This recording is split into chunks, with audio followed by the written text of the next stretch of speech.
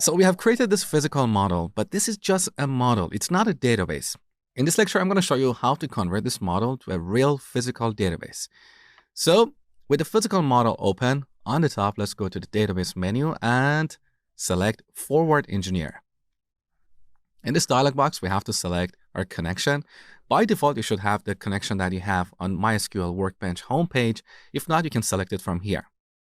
Leave all the default settings as they are. You may have to enter your password in case it's not stored here. Again, that's pretty straightforward.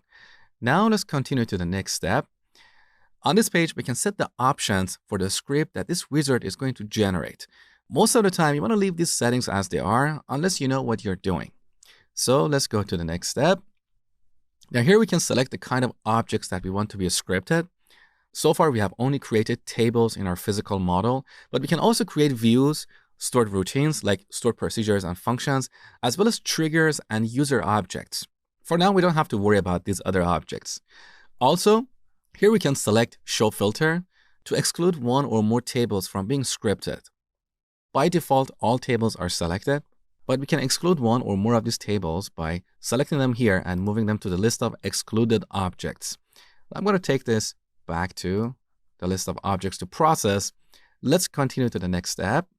So this is the script that this wizard has generated for creating our database, our school database with all its tables.